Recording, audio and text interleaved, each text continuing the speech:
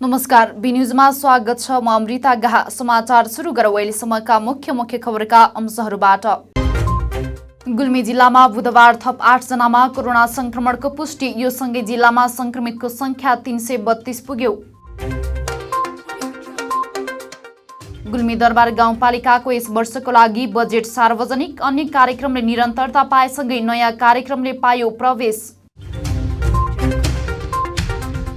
क्वारेन्टिनमा भएका महिलाहरूलाई आत्मबल वृद्धि गर्न मर्यादा किट। महिलाहरूमा आत्मबल वृद्धि भएको नगर प्रमुख भूषालको भनाई। र बुधबार देशमा लकडाउनको 100 दिन पुरा। भिडभाडसँगै संक्रमण बढ्यो। नागरिकमा भने कोरोनाको डर घट्दै। समाचार अब विस्तारमा। गुल्मीमा बुधबार थप 8 जनामा कोरोना भाइरस संक्रमणको पुष्टि भएको छ। जिल्लाको धुरकोट गाउँपालिकामा 4 जना, चन्द्रकोट गाउँपालिकामा 3 जना र 1 जना कोभिड हस्पिटल बुटोलबाट स्वाब लिएको ठेगाना गुल्मीको लेखेको तर ठाउँ थाहा नभएको गरी जिल्लामा 8 जनामा कोरोना संक्रमण पुष्टि भएको स्वास्थ्य कार्यालय गुल्मीका सूचना अधिकारी पशुपति आचार्यले जानकारी दिनुभएको छ। यो सँगै जिल्लामा संक्रमितको संख्या 332 पुगेको छ। संक्रमित मध्ये 3 जनाको मृत्यु भइसकेको छ भने कुल संक्रमित मध्ये 108 जना डिस्चार्ज भएका छन्। गुल्मी जिल्लाको गुल्मी दरबार गाउँपालिकाले यस आर्थिक वर्षको लागि बजेट सार्वजनिक गरेको छ। यस आर्थिक वर्षमा कोरोना रोकथाम तथा नियन्त्रणसँगै अन्य विविध कार्यक्रमहरूले पनि निरन्तरता पाएका छन्। आज हामीले कस्तो छ आमा भन्ने कार्यक्रम के हो त भनेर गुल्मी दरबार गाउँपालिकाका प्रमुख प्रशासकीय अधिकृत लक्ष्मण पाण्डेसँग जिज्ञासा राखेका थियौं। हामीले पालिकाको बजेट निर्माण गर्दाखेरि 42 करोड 22,23,864 रुपियाँको बजेट निर्माण गरेका छौँ। र यसरी बजेट निर्माण गर्दाखेरि मुख्य गरी हामीले रोजगार, कृषि र स्वास्थ्यलाई र शिक्षालाई बढी फोकस गरेर गरेका छौँ। कृषि उत्पादनमा वृद्धि गर्ने यसको उद्देश्य रहेको छ बजेटको। त्यस्तै बाँझो जमिनको उपयोग गर्नको लागि हामी भूमि बैंकको व्यवस्था गरेका छौँ। त्यस्तै व्यावसायिक पशुपालनको फोकस गरेको छौँ। कोभिड-19 को संक्रमण रोकथाम तथा नियन्त्रणको लागि र हाम्रो पालिकाभित्रको स्वास्थ्य नागरिकहरूको स्वास्थ्यलाई उच्च प्राथमिकता राखेका छौँ। त्यस्तै गुणस्तरीय स्वास्थ्य शिक्षाको प्राथमिकता राखेका छौँ। विपद व्यवस्थापनको प्राथमिकता राखेका छौँ। सडक, खानेपानी, पूर्वाधार निर्माणको पनि हामी प्राथमिकता राखेका छौँ। त्यस्तै लक्षित समूह विकास कार्यक्रम अनि संस्थागत क्षमता विकास कार्यक्रम, सुशासन, सेवा पर्वालाई मुख्य उद्देश्य राखी बजेटको प्राथमिकता क्रम निर्धारण गरी हामी बजेट विनियोजन गरेका छौँ। र विशेष गरी बजेटले कृषि उत्पादन र रोजगार वृद्धि गर्ने लक्ष्य लिएको छ। यसको लागि हामी बाँझो जग्गालाई प्रयोग गर्नको लागि भूमि बैंकको व्यवस्था गरेका छौँ र भूमि बैंकको हामी छुट्टै कार्यविधि बनाएर जुन अहिले विदेशबाट आउनुभएको नागरिकहरू छ विशेष गरी उहाँलाई रोजगार दिने किसिमको नीति चाहिँ पालिकाले अवलम्बन गर्नेछ। यो भूमि बैंकमा तपाईँले भाडाको जग्गा मात्रै व्यवस्था गर्नुहुन्छ कि जग्गा किन्न चाहनेको निम्ति जग्गा उपलब्ध पनि हुन्छ? अहिले हाम्रो पालिकामा भएको बाँझो जग्गाहरूको हामी लगत गर्दैछौँ र आगामी आर्थिक वर्षदेखि हामी त्यो बाँझो जग्गा कति छ त पालिकामा भनेर त्यो बाँझो जग्गाको लगत सङ्कलन गरिसकेपछि बाँझो जग्गालाई उपयोग गर्नको लागि हामी एउटा कार्यविधि बनाएर अनि त्यो बाँझो जग्गामा के उत्पादन गर्न सकिन्छ, कसरी प्रयोग गर्न सकिन्छ भन्ने कुरा हामी स्टडी गरिसकेपछि कार्ययोजना अनुसार चाहिँ त्यसलाई कार्यान्वयन गर्ने पक्षमा छौँ। अनि नागरिकहरूको स्वास्थ्य कोभिड-19 संक्रमण रोकथाम नियन्त्रणको लागि नागरिकहरूको स्वास्थ्य सुरक्षाको लागि पनि हामी विशेष ध्यान दिएका छौँ। र त्यस्तै गर्भवती महिलाहरू र गर्भवती आमालाई लक्षित गरी हामी कस्तो छ आमा भनेर एउटा कार्यक्रम बनाएको छौँ। त्यसले चाहिँ हाम्रो गर्भवती महिलाहरूको लागि र बच्चा लक्ष्मण सर यसले अलिकति प्रश्न पारिदिनुहोस्। यो एकदम नयाँ कार्यक्रम पनि हो र तपाईँले कस्तो छ आमा भन्ने कार्यक्रम ल्याउनु भएको छ, यसको बारेमा अलिकति बताइदिनुहोस्। यो कस्तो छ आमा विशेष गरी हाम्रो गर्भवती महिला र त्यसपछि जन्मने मातृ शिशुहरूको लागि विशेष फोकस गरेर राखिएको छ, जसले शिशुहरूको लागि पौष्टिक आहार को व्यवस्थापन र गर्भवती आमाको लागि हाम्रो स्वास्थ्य स्वयंसेविका र स्वास्थ्य कर्मीहरूले निरन्तर उहाँहरूको स्वास्थ्य अवस्था गर्भ बसेदेखि उहाँहरूको प्रसुति हुने बेलासम्मको अवस्थाको विशेष निगरानी राख्दै आमाको लागि विशेष हामी प्याकेज बनाएको छौँ। उहाँलाई न्यानो झोलादेखि लिएर पौष्टिक तत्त्वहरू दिनेदेखि लिएर हामी विशेष किसिमको प्याकेज बनाएर कार्यान्वयन गर्ने चरणमा गएको छौँ। उहाँहरूलाई चाहिँ तपाईँले गर्भवती भइसकेपछि खाद्यान्न पौष्टिक आहारहरू पनि उपलब्ध गराउँछौँ। पालिकाभित्र हामी सबै स्वयंसेवकहरू खटाएर कुन कुन घरमा गर्भवती महिलाहरू हुनुहुन्छ उहाँहरूको रेकर्ड राख्छौँ। उहाँहरूको घर घरमा हामी हरियो झन्डा राख्ने कार्यक्रम बनाएको छौँ। उहाँहरूलाई पौष्टिक नियमित मासिक रूपमा हामी घर दैलोमै उहाँहरूलाई पौष्टिक पदार्थहरू लगेर दिने व्यवस्था मिलाएको छौँ। जुन चाहिँ हाम्रो कस्तो छ आमा भन्ने कार्यक्रमले त्यसलाई विशेष फोकस गरेको छ। तपाईँले यता बजेटको कुरा गर्दै हुनुहुन्थ्यो, जुन हामीले चाहिँ एउटा सामान्य अहिले महामारी त आइसकेका छैन, विश्वमा महामारी भए पनि अलिकति आउँदा बित्तिकै हाम्रो पालिकाहरू हाम्रो जिल्ला नै चाहिँ तपाईँको हिसाबले स्वास्थ्य सेवामा जटिल अवस्थामा प्रवेश गर्यो। त्यसलाई आधार मानेर स्वास्थ्यमा केही उल्लेखनीय कामहरू जस्तो हाम्रो विद्यालय भवन अब खुल्लान्, हामीले विद्यालय भवन बाहेक अरू भवन पनि हाम्रोमा भएन, त्यस सम्बन्धी केही यो बजेटले चाहिँ समेट्छ त्यस्तो कुरा? त्यसलाई हामी अब विशेष गरी अब कोभिड-19 सङ्क्रमण कसरी बढ्दै जान्छ, त्यो बढ्दै गइसकेपछि तत्काल हामी त्यसको एनालाइसिस गर्दै कार्ययोजना अगाडि बढाउँदै लैजाने गरेका छौँ। र अहिले हामी पालिकामा विशेष गरी विभिन्न विद्यालयहरूमा क्वारेन्टाइन राखिएको थियो, तिनी क्वारेन्टाइनहरूलाई एकीकृत गरेर हामी 3टा विद्यालयमा मात्रै क्वारेन्टाइनको व्यवस्थापन गरेका छौँ र तत्काल सरकारले विद्यालय सञ्चालन गर्ने अवस्था आयो भने हामी त्यो किसिमले वैकल्पिक व्यवस्थाको पनि पहिचान गरेर बसेको छौँ।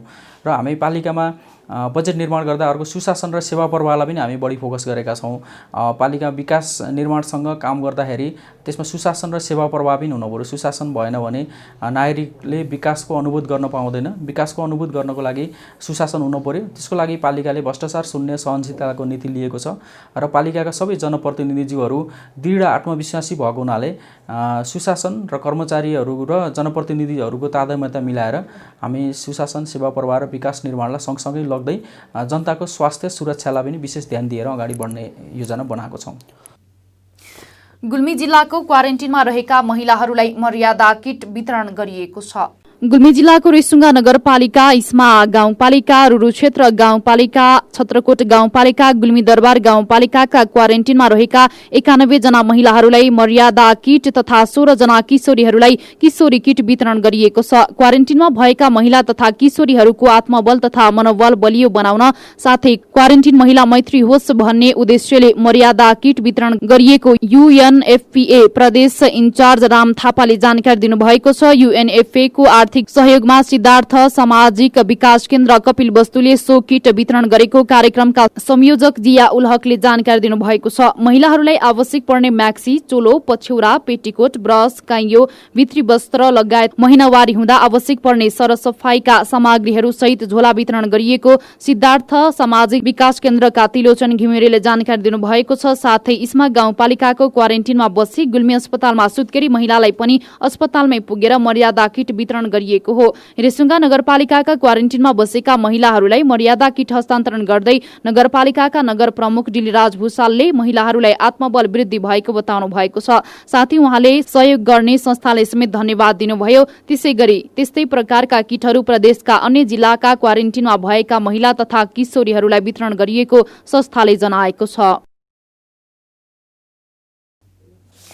ओडाभित्र रहेका विपन्न परिवारलाई रुरु क्षेत्र गाउँपालिकाले 3वटा बाख्रा वितरण गरेको छ। विपन्न परिवारको आय आर्जनमा टेवा पुर्याउने उद्देश्यले बाख्रा वितरण गरिएको रुरु 3 का वडा सचिव बालकृष्ण गौतमले बताउनु भएको छ। यस वडाभित्रका 31 जना विपन्न परिवारलाई करिब 2 लाख बराबरको स्थानीय जातका बाख्रा वितरण गरिएको छ। यसरी वितरण गरिएको बाख्राको पशु बीमा समेत गरिने भएको छ। बाख्रा वितरण कार्यक्रममा वडाध्यक्ष शेषनारायण पौडेल लगायत वडा सदस्यहरूको पनि उपस्थिति रहेको रुरुबाट सहकर्मी कृष्ण अन्जानले समाचार पठाउनु भएको छ।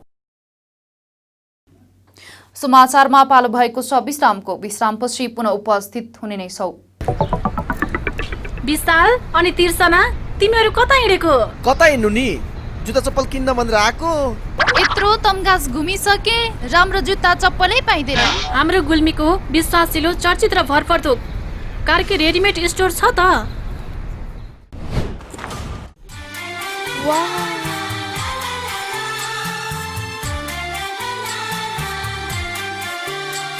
हामी कहाँ Shikhar, Royal, Rocket, BF, Black Horse लगायत विभिन्न ब्रान्डका party shoes, sports shoes, school सुजका साथै लेडिज जेन्ट्स तथा बच्चाका हरेक प्रकारका फेन्सी रेडिमेड कपडाहरू, ब्यागहरू थोक तथा फुटकर मूल्यमा बिक्री गरिन्छ। Proprietor Arjun Karki. Phone number 079 520 636। Karki readymade and shoes centre, Tamghas, Gulmi. एक पटक आएर त हेर्नुहोस्, evergreen party palace and restaurant. हामी कहाँ एसी रुम तथा नन एसी रुम, 24 घण्टा तातो चिसो पानीको व्यवस्था, शान्त रमणीय वातावरणमा 24 घण्टा गाडी रिजर्भको पनि व्यवस्था छ। Our services We are open for birthday party, wedding party, seminar reservation, all kinds of fast foods and home delivery also available.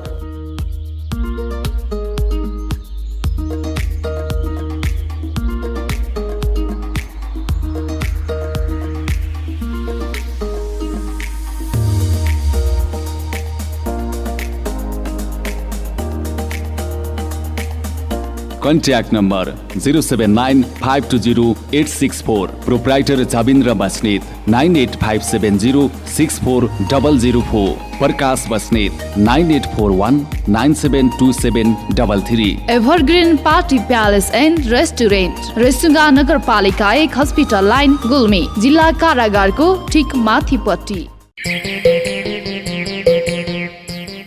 ओहो मित्र, आज त पैसाको बाहरै बाहर छ त। होइन, बाइक किन्ने भनेको पैसा नै पुगेन यार। नयाँ होइन तर नयाँ भन्दा कम पनि छैन। आउनुहोस्, अब तपाईले खोजेकै रेटमा नयाँ तथा पुराना मोटरसाइकल खरिद बिक्रीको लागि रेसुङ्गा रिकन्डिसन हाउसमा।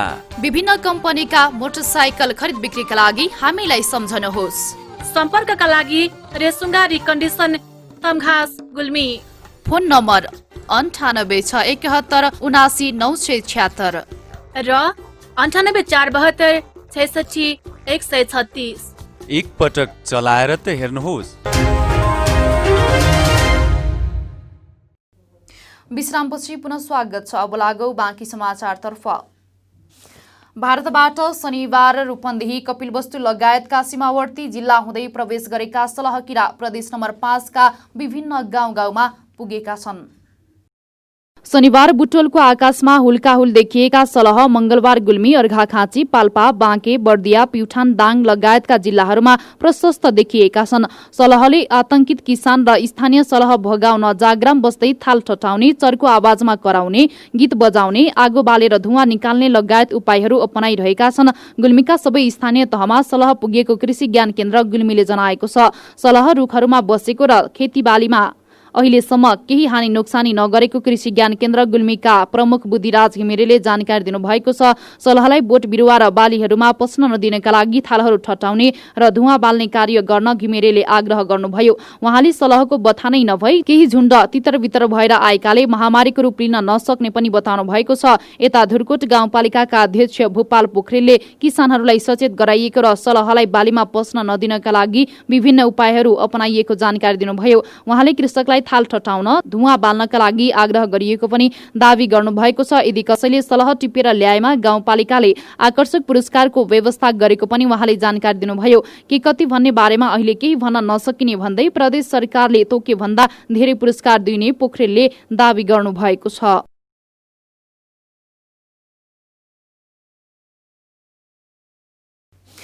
कोरोना भाइरस नियन्त्रणको लागि सरकारले गरेको लकडाउनको बुधबार 100 दिन पूरा भएको छ। चैत 11 गतेदेखि देशभर गरिएको लकडाउन असार 1 गतेदेखि केही खुकुलो बनाइएको छ। लकडाउनको यो मोडालिटी साउन 7 गतेसम्म कायम राख्ने सरकारले निर्णय गरिसकेको छ। तर संक्रमण बढेमा प्रदेश र पालिकाले केन्द्रसँगको समन्वयमा निश्चित ठाउँमा लकडाउन कडा वा खुकुलो बनाउन सक्छन्। पछिल्लो समय देशभर संक्रमण बढ्दै गएको छ भने नागरिकमा भने डर घट्दै गएको छ। शहरी क्षेत्रमा भिडभाड बढे पनि परीक्षणको दायरा बढ्न सकेको छैन। बुधबारसम्म देशभर संक्रमितको संख्या 14,046 पुगेको छ। त्यस्तै मुलुकमा कोरोना भाइरसका कारण 30 जनाले ज्यान गुमाइसकेका छन्। हालसम्म 48,362 जना क्वारेन्टिनमा रहेका छन् भने आइसोलेसनमा 9,360 जना छन्। त्यस्तै बुधबारसम्म 1,462 जना बिरामी निको भएर घर फर्किएसँगै डिस्चार्ज हुनेको संख्या 4,696 पुगेको छ। मुलुकभर 2,33,227 जनाको PCR परीक्षण भएको छ। देशभरका क्वारेन्टिनमा 53,070 जना रहेको स्वास्थ्य मन्त्रालयले जनाएको छ। घना बस्तीमा संक्रमण बढ्न थालेकाले अत्यावश्यक काम नपरे घर बाहिर ननिस्कन, 2 मिटरको दूरी कायम गर्न, मास्क प्रयोग गर्न स्वास्थ्य मन्त्रालयले आग्रह गरेको छ। हामी समाचारको अन्त्यमा छौं, तर बिदा हुनु पूर्व यस प्रसारणका मुख्य समाचार पुनः एकपटक। गुल्मी जिल्लामा बुधबार थप 8 जनामा कोरोना संक्रमणको पुष्टि। यो सँगै जिल्लामा संक्रमितको संख्या 332 पुग्यो। गुल्मी दरबार गाउँपालिकाको यस वर्षको लागि बजेट सार्वजनिक। अन्य कार्यक्रमले निरन्तरता पाएसँगै नयाँ कार्यक्रमले पायो प्रवेश। क्वारेन्टिनमा भएका महिलाहरूलाई आत्मबल वृद्धि गर्न मर्यादा किट। महिलाहरूमा आत्मबल वृद्धि भएको नगर प्रमुख भूषालको भनाई। र बुधबार देशमा लकडाउनको 100 दिन पुरा। भिडभाडसँगै संक्रमण बढ्यो। नागरिकमा भने कोरोनाको डर घट्दै।